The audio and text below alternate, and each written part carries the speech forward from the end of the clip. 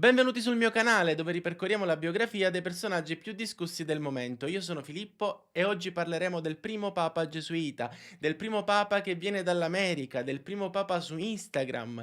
Insomma, con lui non c'è bisogno di presentazioni, quindi mettetevi comodi per ascoltare la vera storia di Jorge Mario Bergoglio, in arte Papa Francesco.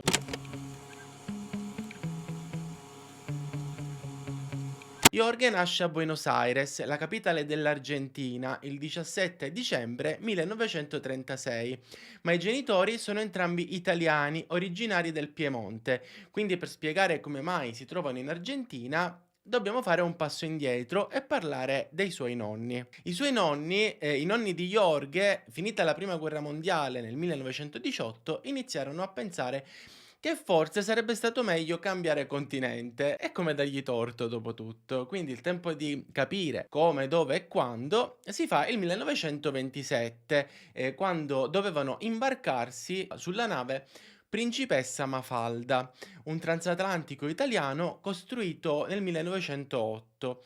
Purtroppo però non riescono a salpare perché ancora non hanno venduto le proprietà che hanno in Piemonte. Però la rabbia per non essere riusciti a partire passò presto, passò subito, perché il transatlantico Principessa Mafalda si è schiantato su delle rocce a causa del maltempo, del forte vento, delle onde alte, della pioggia. E insomma, i nonni di Jorge finiscono di vendere quello che hanno in Piemonte e partono comunque nel 1929. Si imbarcano su un altro transatlantico e ce la fanno. La famiglia Bergoglio arriva in Argentina, dove lì si ricongiungono con alcuni parenti che erano arrivati in Argentina nel 1922. Tanto per dire un numero approssimativo degli italiani che sono partiti in Argentina, si calcolano che siano stati tra il 1900 e il 1930 circa 1 milione di italiani. Ma comunque questi parenti in quegli anni hanno aperto una piccola impresa che realizza pavimenti. Voglio aprire una piccola parentesi per dire che in quegli anni, in seguito alla fine della prima guerra mondiale, in cui l'Argentina era rimasta neutrale,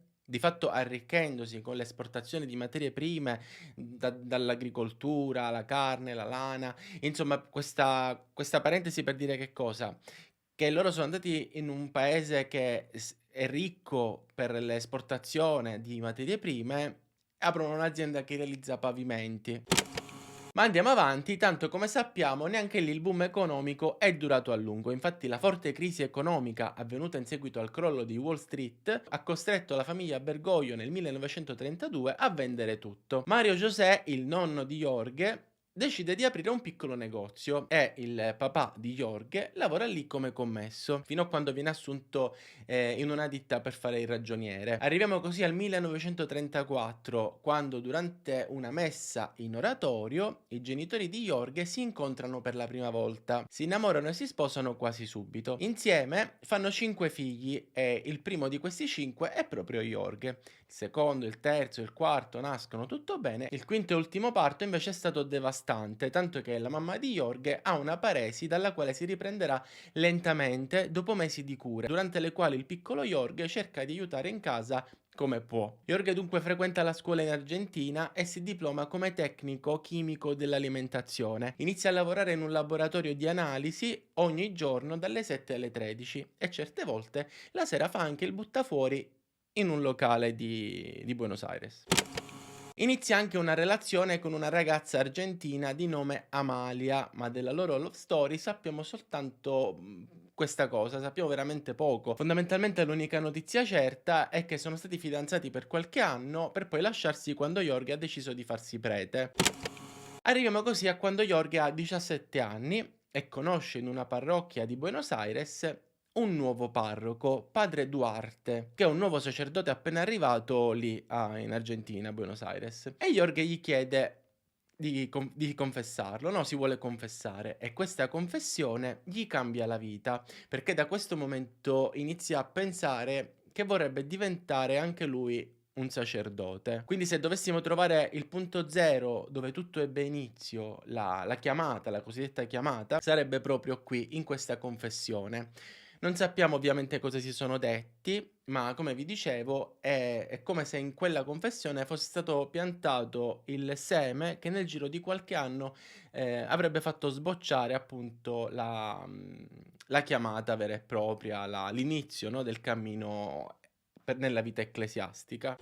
Arriviamo così al 1957, quando all'età di 21 anni Jorge si ammala di una grave forma di polmonite. In quegli anni in Argentina non erano disponibili gli antibiotici, quantomeno per tutti. Per salvarlo da questa infezione che gli ha causato 3 cisti polmonari, i medici decisero di asportargli la parte superiore del polmone. Le cure in seguito a questo intervento sono molto dolorose e durante la convalescenza in ospedale Jorge riceve la visita di Suor Dolores, suora che lo conosceva perché con lei aveva preso la prima comunione. Suor Dolores cerca di confortarlo dicendogli: "Stai seguendo l'esempio di Gesù". E queste parole in qualche modo è come se gli avessero abbeverato il seme di cui parlavamo prima, perché da quel momento dice che è riuscito a vedere l'amore dove prima vedeva solo dolore. Il tempo di riprendersi passa un annetto e già nel 1958 comincia il noviziato nella Compagnia di Gesù, che sarebbe un istituto religioso maschile appartenente all'ordine dei cosiddetti Gesuiti. Passa un periodo in Cile, torna a Buenos Aires e si laurea in filosofia nel 1963. L'anno successivo, nel 1964, insegna letteratura e psicologia nei collegi di Santa Fe e Buenos Aires.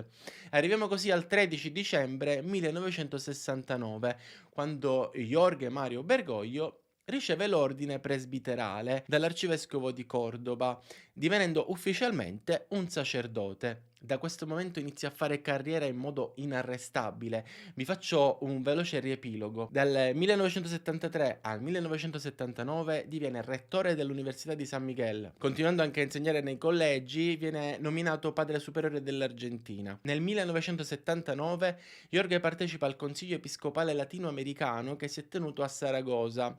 In questo Consiglio Episcopale Jorge prende le distanze dalla teologia della liberazione, che sarebbe un movimento teologico nato in America Latina negli anni tra il 60 e il 70, che cerca di unire la teologia cristiana alla lotta contro l'oppressione e la povertà. Perché dunque prende le distanze da questa ideologia se va contro l'oppressione e la povertà? Semplicemente perché è stata ritenuta una ideologia di natura marxista che mette in discussione la dottrina ufficiale della Chiesa. E come tutti sanno, la dottrina ufficiale della Chiesa non gradisce di essere messa in discussione. Questo movimento teologico però dilaga talmente tanto che Papa Giovanni Paolo II nel 1981 sollecita, proprio per parlare della teologia della liberazione, la Congregazione per la dottrina della fede, congregazione presieduta, indovinate da chi?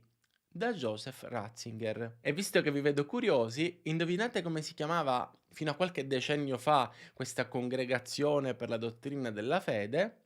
Sant'Uffizio. E adesso indovinate come si chiamava prima di Sant'Uffizio?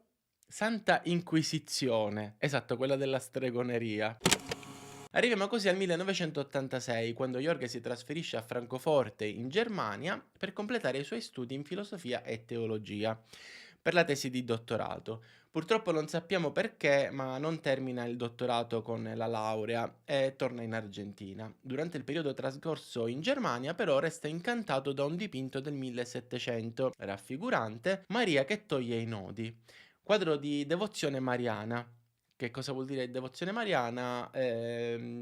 I mariani sono i fedeli che hanno una devozione più grande nei confronti di Maria rispetto agli altri santi. Insomma, quando padre Jorge torna in Argentina, si porta con sé questa immagine di Maria che scioglie i nodi e fa in modo di diffonderla in Argentina. Viene nominato direttore spirituale e confessore della Compagnia di Gesù di Cordova nel 1992, quando Papa Giovanni Paolo II lo nomina vescovo ausiliare di Buenos Aires. Arriviamo così al 1997, quando il 3 giugno Jorge viene nominato arcivescovo coadiutore di Buenos Aires. Neanche un anno dopo, il 28 febbraio del 1998, in seguito alla morte del cardinale Antonio Quarracino, da arcivescovo Jorge diventa primate d'Argentina e lo stesso novembre dello stesso anno viene anche nominato arcivescovo per i fedeli di rito orientale in Argentina. Il 21 febbraio 2001 l'allora Papa Giovanni Paolo II, durante un concistoro che sarebbe una riunione in cui vengono nominati i nuovi cardinali, nomina Jorge cardinale del titolo di San Roberto Bellarmino.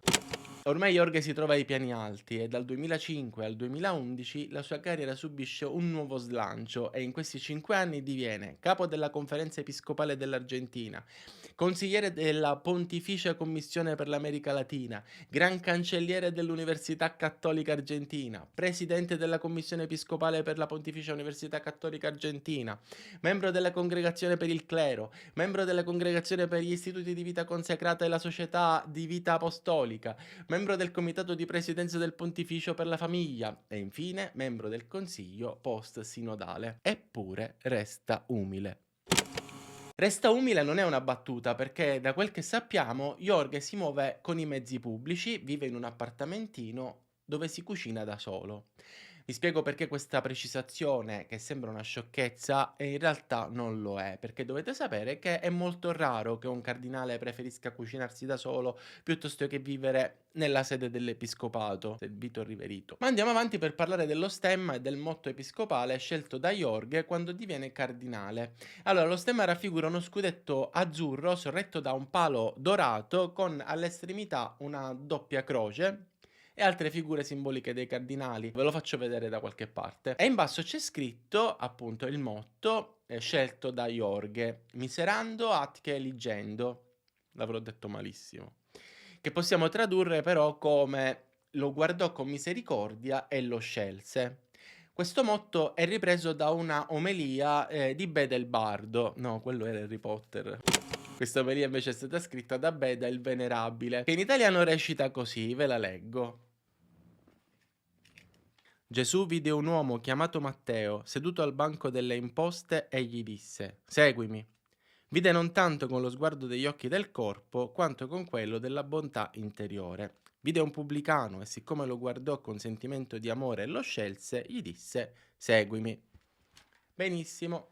Ma andiamo avanti, arriviamo così al 2007, quando Jorge prende posizione sul tema dell'Eucaristia, anche detta comunione, insomma l'ostia che mangiata durante la messa diventa cibo sacro, il corpo di Cristo, no? Benissimo, infatti Jorge dice, dobbiamo rispettare la coerenza eucaristica, vale a dire essere a conoscenza del fatto che non possono accedere alla Santa Comunione coloro i quali agiscono con fatti o parole che vanno contro i comandamenti, soprattutto quando favoriscono l'aborto, l'eutanasia e altri delitti contro la vita e la famiglia. Questa responsabilità pesa in particolare sui legislatori, i governanti e gli operatori sanitari. Ed è subito orrore in sala parto. Dopodiché critica alcuni sacerdoti che si sono rifiutati di battezzare i bambini nati da coppie non sposate o i figli di madri single, perché, sostiene Jorge, allontanano così facendo il popolo di Dio dalla salvezza. E qui, come dargli torto. Da cardinale Jorge, abbiamo detto, si schiera contro l'aborto e l'eutanasia, ma anche contro le coppie omosessuali, specificando però che gli omosessuali vanno rispettati. Sempre nel 2001, Jorge visita l'ospedale di Buenos Aires e lava e bacia i piedi a 12 malati di AIDS, in segno di critica all'indifferenza della società verso i poveri e gli ammalati. Passa qualche anno e il 2 aprile del 2005 tutto il mondo cristiano è a lutto per la morte di Papa Giovanni Paolo II. Il suo pontificato è stato il più lungo in assoluto in 2000 anni, battuto solo dal primo Papa, che sarebbe Pietro, l'apostolo di Gesù, e Pio IX, che è stato Papa per 31 anni alla fine del 1800. Insomma, quando Papa Giovanni Paolo II è venuto a mancare, si è sentito. Come sappiamo è stato eletto Papa Benedetto XVI, quello che non sappiamo è che tra una fumata nera e l'altra c'era in corso un ballottaggio interno tra il cardinale Ratzinger e il cardinale Jorge. Insomma, fumata bianca e viene eletto Ratzinger, che nel 2011 fa una cosa che non era mai successa prima nella storia della Chiesa, cioè ha beatificato il suo predecessore, Papa Giovanni Paolo II. Adesso però facciamo un po' di contesto sulla situazione economica e politica argentina che ha vissuto Jorge, perché dal 1976 al 1983 il governo in Argentina è stato gestito da una dittatura militare. Perché vi sto dicendo che in Argentina c'era la dittatura militare? Perché nel 2005 Jorge è stato accusato di aver favorito il rapimento di 2 sacerdoti. Pare che in quegli anni, detti della guerra sporca, venisse catturato chiunque andasse contro il regime e che questi 2 sacerdoti Sapevano di essere ricercati perché appunto erano andati contro il regime e stando alle accuse mosse da una testimone oculare, Jorge non li ha aiutati a nascondersi e ovviamente questi due sacerdoti qualche giorno dopo sono stati rapiti. A denunciare l'accaduto è un giornalista investigativo e a confermare è una testimone, abbiamo detto, che ha sentito Jorge rifiutarsi di aiutarli. Ad ogni modo la Santa Sede respinge queste accuse dichiarando che sono solo insinuazioni fatte dalla sinistra anticlericale e Jorge stesso ha negato tutto. Ma andiamo per ordine, perché Papa Benedetto XVI il 28 febbraio 2013 dà le dimissioni da Papa e il mondo cristiano si ritrova ancora una volta senza un Papa. Non mi soffermerò a parlare del perché abbia dato le dimissioni e il motivo è semplice. A YouTube non piace quando si parla di pedofilia, ma non posso esimermi quantomeno dall'accennare cosa accadde negli anni che precedettero le dimissioni di Papa Benedetto XVI. Papa Benedetto XVI, durante il suo pontificato, ha iniziato una vera e propria battaglia contro i preti attratti dai bambini. Questa battaglia ha portato a una valanga di preti licenziati, circa 400 in 2 anni. Questa parentesi, concludiamola così. Benedetto XVI nel 2018, durante un'intervista negli Stati Uniti, dove sono state condotte indagini in cui è stato scoperto che questi preti venissero spostati da una chiesa all'altra per essere protetti, Papa Ratzinger ha detto: "Escluderemo rigorosamente questi preti dal sacro ministero. È assolutamente incompatibile, questo, e chi è veramente colpevole di tali accuse non può essere sacerdote". Insomma, nel 2013, all'età di 86 anni, Papa Benedetto XVI dà le dimissioni, non ce la fa proprio, non se la sente più di continuare e dichiara però che il motivo è l'insonnia. E per chi fosse interessato a questo argomento, nel 2015 è uscito un film dal titolo Il caso Spotlight, che racconta le indagini di una piccola redazione giornalistica che è riuscita a scoprire questa strategia di cui parlavamo prima, dei preti che riescono a farla franca, cambiando chiesa. Adesso però torniamo a noi. O meglio, torniamo al 2013 e al conclave che deve eleggere il nuovo papa. È il 12 marzo quando si riuniscono i cardinali per l'elezione del nuovo papa. E la sera del 13 marzo, dopo 4 scrutini di fumata nera, finalmente arriva la fumata bianca, simbolo che il nuovo papa è stato eletto. E l'emozione è grande, come sempre. E ovviamente stiamo parlando di Jorge Mario Bergoglio, l'argentino con i nonni italiani. Il primo papa proveniente dall'ordine dei Gesuiti, il primo papa proveniente dall'America Latina, e quando viene annunciato dal balcone a migliaia, forse milioni di fedeli radunati in piazza San Pietro, che questo papa ha scelto di volersi chiamare Francesco in onore di San Francesco d'Assisi, l'emozione è tanta e poco dopo, con passo lento, vestito di bianco, con soltanto un crocifisso al collo, il neoeletto Papa Francesco si affaccia e fa il suo primo discorso da pontefice, salutando dicendo: "Fratelli e sorelle, buonasera", scherza sul fatto che venga da molto lontano, che lo sono andato a prendere da molto lontano,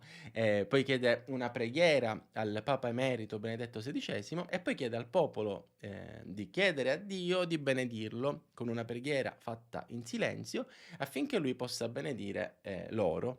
In seguito alla sua elezione, tutto il mondo inizia a scoprire questo nuovo papa e da subito il suo modo di fare inizia a piacere e a fare simpatia alle masse. In qualche modo il solo fatto che provenga dai gesuiti e trasmetta semplicità e umiltà gli dà una marcia in più dal punto di vista del consenso popolare. Ad esempio, durante il suo primo discorso pubblico non usa mai la parola papa riferendosi a se stesso, ma vescovo di Roma. Facciamo quindi un breve ripasso andando indietro di quasi 2000 anni e 265 vescovi di Roma per arrivare al primo secolo d.C. Quando un tale Simone, detto Pietro, continuando a predicare e a diffondere la parola di Gesù, divenne appunto il primo vescovo di Roma, da lui ebbe origine tutta la successione di vescovi di Roma che inizialmente, appunto, erano soltanto vescovi.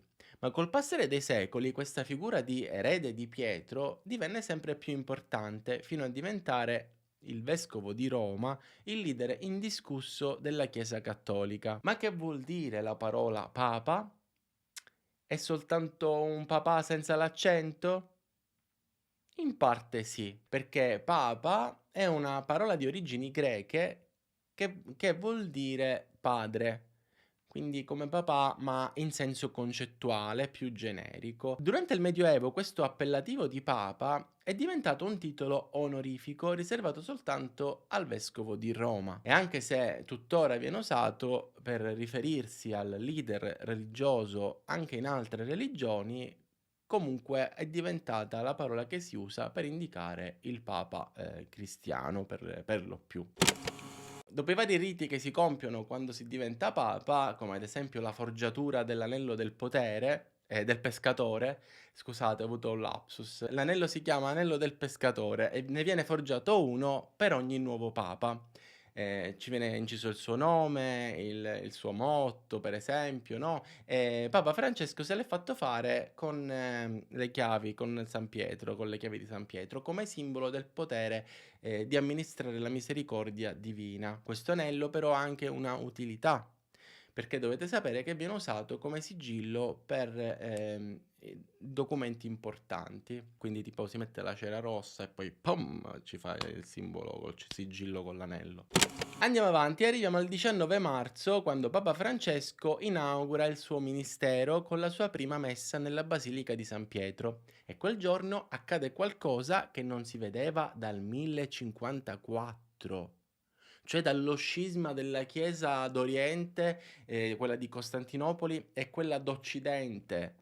E che cosa sarà mai successo? È che ci sono voluti quasi 1000 anni, che ha partecipato alla prima messa del neoeletto Papa Francesco anche il patriarca ecumenico di Costantinopoli Bartolomeo I. E quando si sono incontrati, il Papa lo ha salutato chiamandolo fratello Andrea, con riferimento agli apostoli Pietro e Andrea, dai quali il patriarca e il Papa sono i successori. E come se non bastasse, dopo quella messa, Papa Francesco lo ha invitato a cena insieme a tutti i cardinali.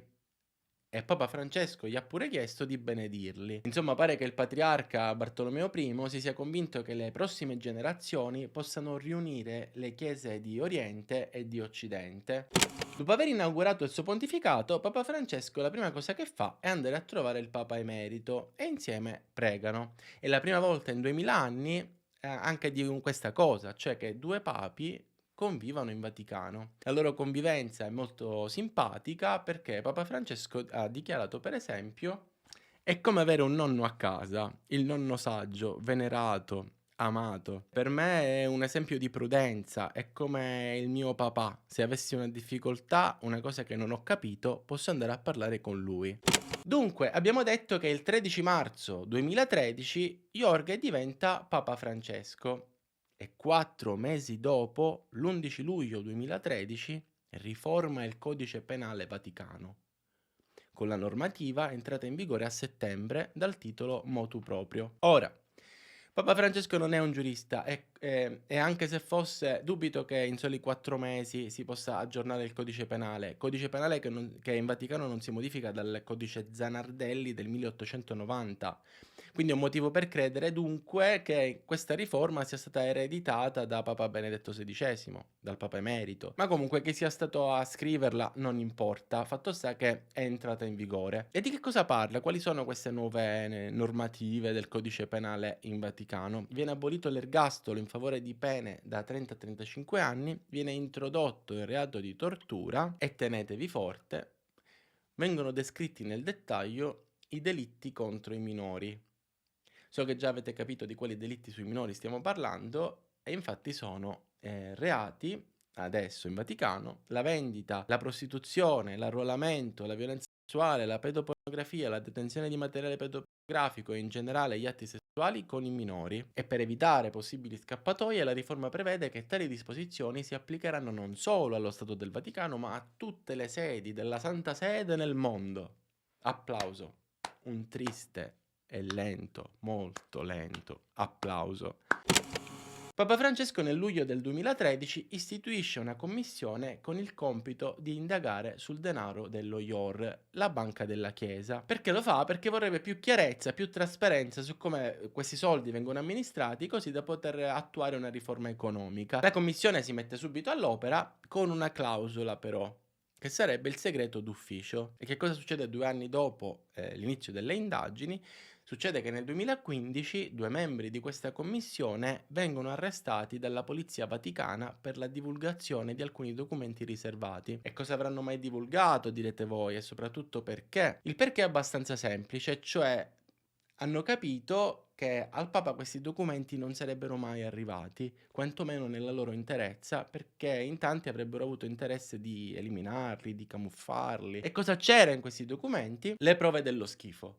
Centinaia di milioni di euro distribuiti in vari conti. Le prove che solo a Roma la Santa Sede possieda proprietà per 4 miliardi di euro, che per mantenere il coro della Cappella Sistina si spendono 1,6 milioni di euro l'anno, che per pagare le guardie svizzere se ne spendono 5,8 milioni di euro l'anno, che lo IOR è proprietario di case di lusso affittate a VIP per 10.000 euro al mese, che la Fondazione Bambin Gesù, che raccoglie le offerte per le cure dei bambini malati, ha pagato la ristrutturazione della casa di un cardinale, che le offerte raccolte attraverso l'obolo di San Pietro non vengono spese per i poveri, ma accumulate in banca e investite, e che ammontano a circa 400 milioni di euro, e che il fondo per le opere missionarie ha regalato per le opere missionarie, appunto, soltanto 17.000 euro nel mondo, per tutte le missioni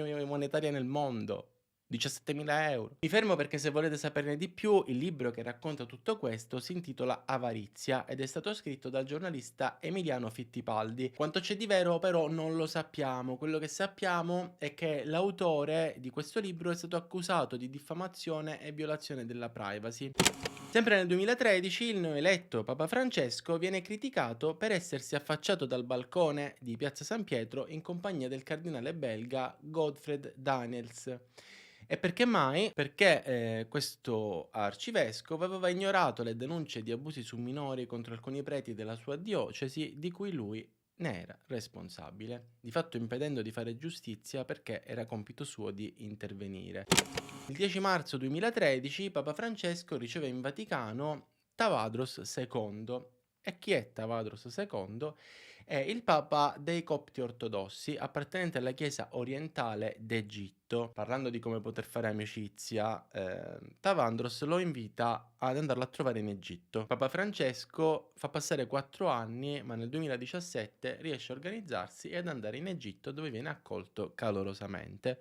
L'11 agosto 2013 Papa Francesco, rivolgendosi a tutta la comunità musulmana, dice che sono nostri fratelli, invita cristiani e musulmani al rispetto reciproco, al dialogo e ad educare le nuove generazioni al rapporto fra le due religioni. In questo caso però passano 8 anni prima che Papa Francesco riesca a far visita a un esponente della comunità islamica e il 5 marzo 2021 però ci riesce ed è il primo Papa a compiere una visita apostolica in Iraq, nella città di Ur, la città natale di Abramo, e l'indomani viene ricevuto a casa da un alto esponente dell'Islam sciita, del quale però neanche ci prova a pronunciare il nome. Sempre nel 2013 Papa Francesco pubblica la sua prima enciclica, che in realtà è stata scritta per gran parte da Papa Benedetto XVI, solo che non aveva avuto il tempo di completarla e quindi l'ha completata Papa Francesco e l'ha pubblicata lui. In questa prima enciclica, intitolata Lumen Fidei, che significa la luce della fede, si parla dell'importanza della fede cristiana per la vita umana, della relazione tra ragione e scienza e del suo legame con la speranza e la carità. Inoltre questa enciclica riflette sul ruolo della Chiesa nella diffusione della fede e nella promozione della giustizia e della pace nel mondo. Nel 2013 Papa Francesco è sia per la rivista Time che per il The Advocate la persona dell'anno e per la rivista Esquire è la persona meglio vestita dell'anno. Nel gennaio 2014 Papa Francesco è sulla copertina di Rolling Stone e il giornale Fortune lo mette al primo posto nella lista tra i 50 maggiori leader del mondo, e sempre nel 2014, secondo Forbes, Papa Francesco è la persona più potente al mondo, è l'unica a non essere un politico nella sua top 10 delle persone più potenti al mondo. Il 27 aprile 2014 Papa Francesco proclama santo Papa Giovanni Paolo II per il miracolo di aver guarito una suora dal Parkinson, miracolo riconosciuto come una condizione di guarigione non spiegabile con la scienza e giustificato dalla fede, forte fede della suora e del Papa, che ha permesso a Dio di agire per mezzo appunto del Papa. Quindi se vi state chiedendo perché il Papa non ha guarito tutte le persone del mondo dal Parkinson o da altre malattie, ma solo quella suora, adesso sapete perché. Sempre nel 2014 Papa Francesco si è detto contrario ad insegnare le diverse identità sessuali ai bambini, perché dice che è una manipolazione educativa che facciamo ai bambini, no? Questa di fargli conoscere che ci sono diverse identità sessuali e paragona a insegnare che esistono altre identità sessuali oltre maschio e femmina ai regimi totalitari del Novecento. Scrive Giorgia, volevo dire Papa Francesco. Scrive Papa Francesco, ve lo leggo. Occorre ribadire il diritto dei bambini a crescere in una famiglia, con un papà e una mamma capaci di creare un ambiente idoneo al suo sviluppo, alla sua maturazione affettiva, continuando a maturare nella relazione, nel confronto con ciò che è la mascolinità e la femminilità di un padre e di una madre, e così preparando la maturità affettiva. Ciò comporta al tempo stesso sostenere i diritti dei genitori all'educazione morale e religiosa dei propri figli, e a questo proposito vorrei manifestare il mio rifiuto per ogni tipo di sperimentazione educativa con i bambini. Con i bambini e i giovani non si può sperimentare, non sono cavie da laboratorio. Gli orrori della manipolazione educativa che abbiamo vissuto nelle grandi dittature genocide del XX secolo non sono spariti. Conservano la loro attualità sotto vesti diverse e proposte che, con pretesa di modernità, spingono i bambini e i giovani a camminare sulla strada dittatoriale del pensiero unico. Ora, io non voglio mettere in dubbio la buona fede, ma questa argomentazione non mi convince. La posso dire questa cosa? Cioè, imporre la famiglia tradizionale, l'educazione religiosa, non è dittatoriale? Cioè, fatemi sapere che ne pensate, se secondo voi è giusto imporre un'educazione dicendo che altrimenti si impone un'educazione. Fatemelo sapere voi nei commenti. Rimaniamo nel 2014 perché succede uno scandalo di abuso su minori da parte di un sacerdote, un tale Don Mauro Inzoli. Allora, praticamente cosa è successo? Questo prete è stato denunciato da 20 ragazzi, 12 dei quali si sono sentiti dire ormai sono passati troppi anni e il reato è andato in prescrizione. E gli altri 8, che man mano gli anni passavano, sono diventati 5, sempre perché il reato, passando gli anni, andava in prescrizione. Insomma, sto prete dopo 1000 peripezie viene processato e condannato, e solo allora Papa Francesco lo licenzia e lo laicizza.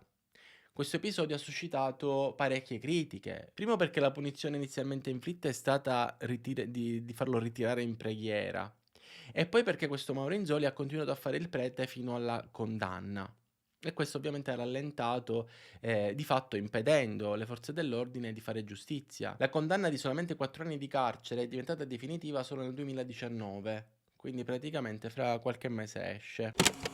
Ma andiamo avanti. Nel 2015 Papa Francesco annuncia con una bolla pontificia un giubileo straordinario. Il giubileo, che è anche detto Anno Santo, Papa Francesco lo ha voluto in nome della misericordia. Vi ricordate il suo motto da cardinale? Lo guardò con misericordia e lo scelse? Bene, Papa Francesco manterrà lo stesso motto diventando Papa, cambiando solo il blasone.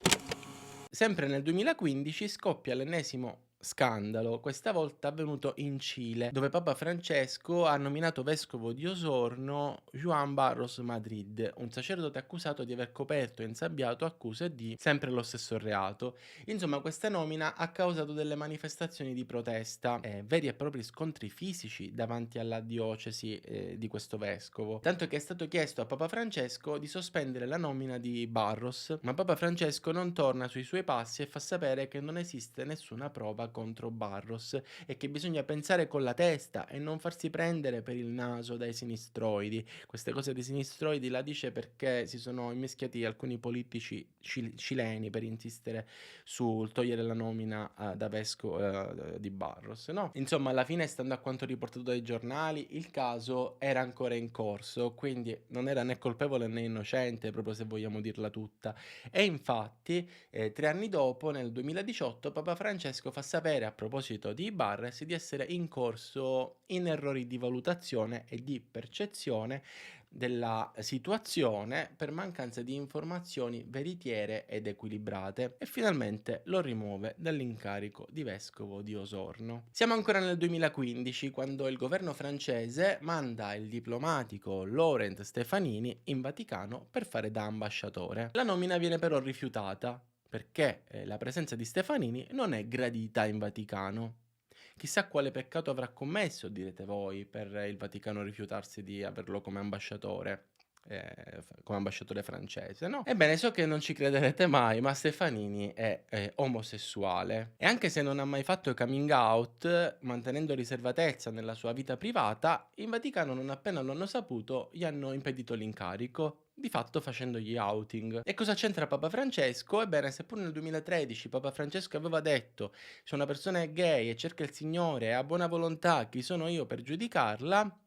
Anche Papa Francesco non ha gradito Stefanini in Vaticano e, dopo averlo ricevuto in privato, ha espresso un no. Pare perché il Papa abbia inteso questa nomina di Stefanini come ambasciatore da parte dell'allora presidente francese Hollande come un voler creare un caso, un precedente, perché l'anno prima, nel novembre 2012, la Francia ha legalizzato il matrimonio civile tra le coppie omosessuali. Il Papa si irrita terribilmente. Sempre nel 2015 Papa Francesco pubblica la sua seconda enciclica dal titolo Laudato Si, che vuol dire lodato sì. Lodato sì! E di cosa parla? In questa enciclica si parla di ecologia, di ambiente, di cambiamento climatico, di inquinamento dell'aria e dell'acqua e della perdita della biodiversità. Papa Francesco sostiene che questi problemi sono il risultato di un sistema economico che pone il profitto al di sopra della cura per la natura e la vita umana.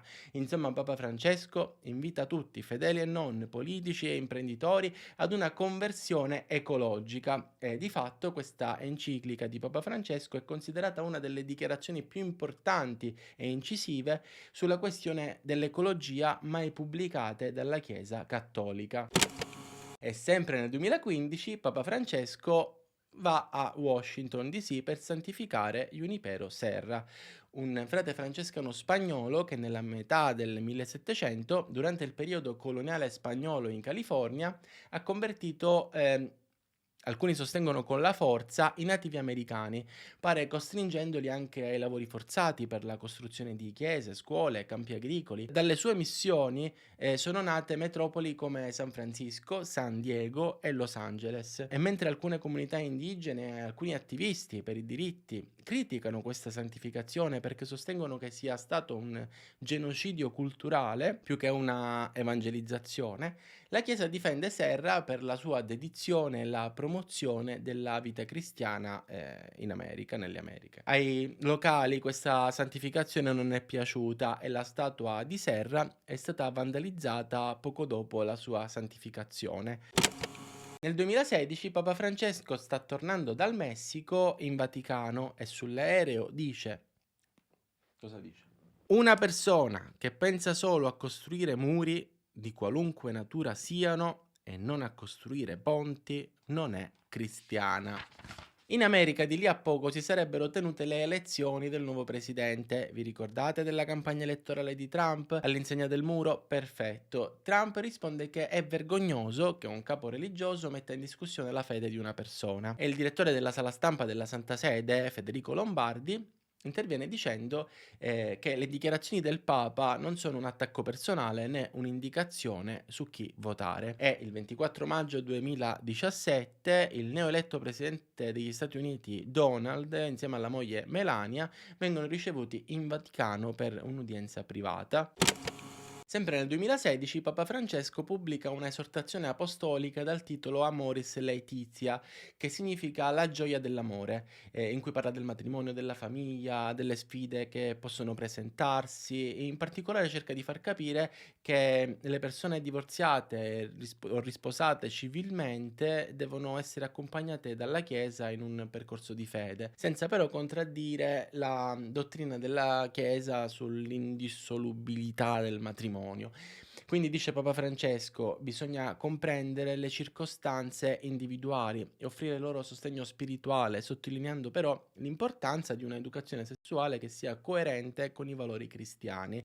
Sempre nel 2016, a proposito dei migranti, Papa Francesco si è espresso facendo appello alla generosità e ha dato il proprio appoggio al patto mondiale sulla migrazione, che sarebbe una regolamentazione intergovernativa in cui si cerca di gestire i canali migratori e si congratula pubblicamente riconoscendoli degni di stima con il sindaco di Lampedusa Giussi Nicolini, la ministra Emma Bonino e il presidente Giorgio Napolitano. Il 19 marzo 2016 Papa Francesco è su Instagram, nel senso che si fa un account tutto suo e diventa il primo papa ad essere su Instagram e in appena 12 ore arriva a 1 milione di follower e ci mancherebbe altro. Siamo nel 2017 e durante una intervista Papa Francesco afferma che il celibato sacerdotale non è un dogma e che la porta è sempre aperta per discutere la questione. Arriviamo così al 2019, quando nel documento finale del Sinodo sull'Amazzonia si è parlato di una necessità di nuovi ministeri e ruoli per la donna e della possibilità di ordinare sacerdoti uomini idonei che abbiano già una famiglia costituita e stabile. L'idea, se ho capito bene, è sulla falsariga del pastore protestante che ha moglie e figli e gestisce una chiesa.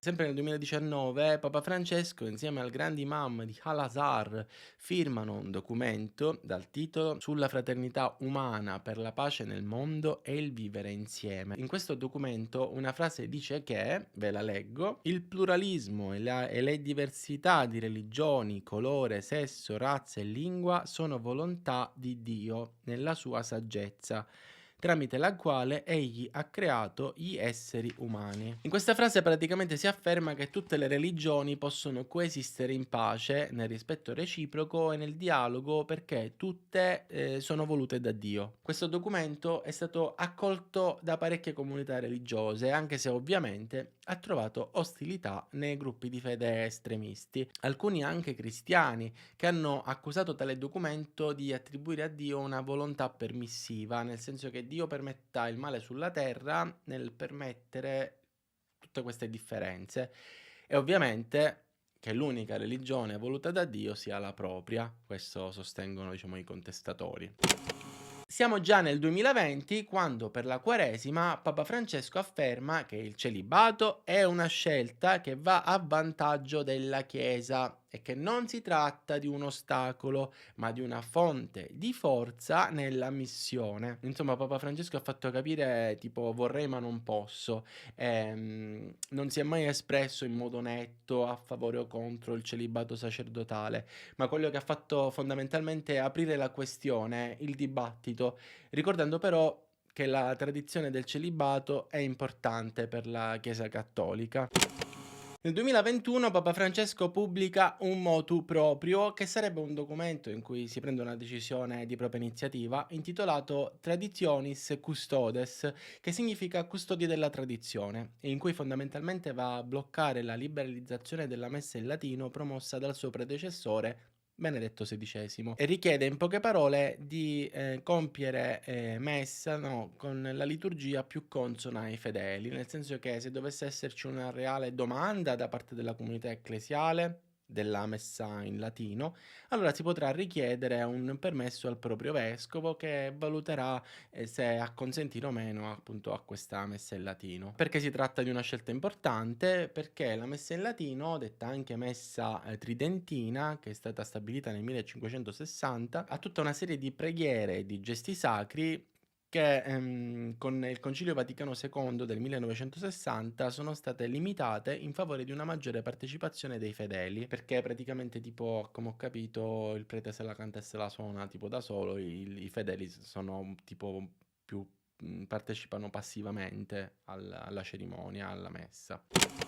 Sempre nel 2021 inizia a circolare la voce di possibili dimissioni per motivi di salute, fondamentalmente è lo stesso Papa a smentirle dicendo di stare vivendo una vita normale. Nel 2022 si torna a parlare delle condizioni di salute di Papa Francesco perché subisce un intervento al ginocchio e cancella i suoi voli in Congo e Sudan. Per fortuna però torna a smentire le voci di un suo ritiro. E arriviamo così al 2023, quando iniziano a circolare foto incriminatorie di Papa Francesco vestito da trapper, col piumino bianco, che balla in discoteca, con la collanazza d'oro. Insomma, queste foto che sono palesemente false sono diventate virali e hanno suscitato anche qualche perplessità tra le genti che sconoscono i software per generare le immagini con l'intelligenza artificiale. E alcuni utenti dell'internet addirittura si sono messi a dire che il Papa spende i soldi negli outfit costosi.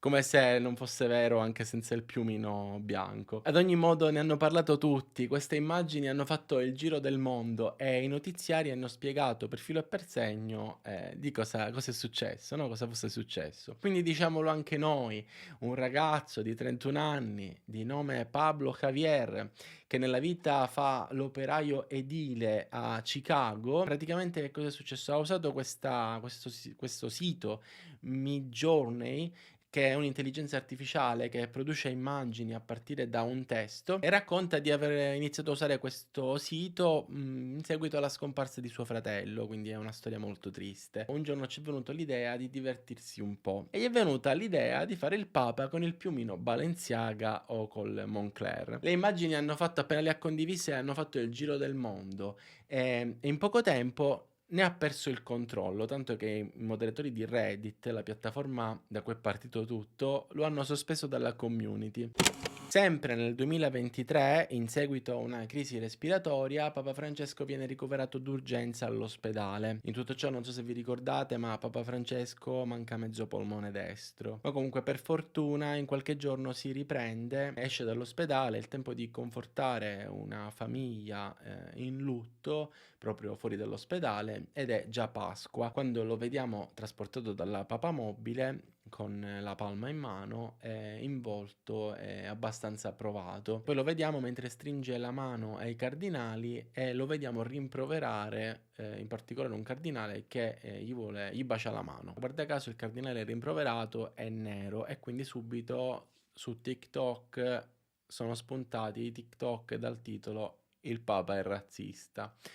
Mentre, come vi dicevo, come sappiamo, il Papa non vuole baciato la mano. Cioè, l'ultimo che ci ha stretto la mano troppo forte è stata la cinese, quella famosa che ha scatenato da dove è partito il male sulla terra.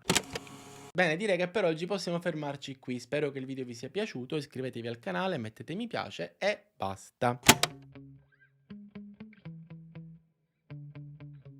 So che mi sgamate sempre da quanti minuti mancano alla fine del video, ma niente potrà fermarmi dal realizzare il contenuto extra.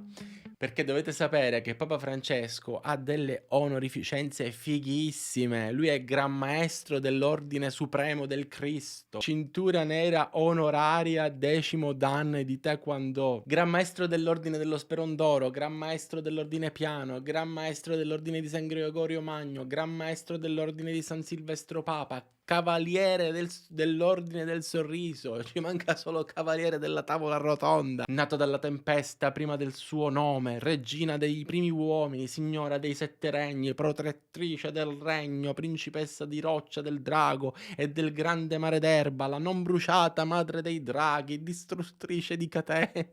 Insomma, questi sono solo alcuni dei titoli e delle onorificenze di Papa Francesco. Ma noi ci fermiamo qui. Ci vediamo prestissimo con una nuova biografia e basta.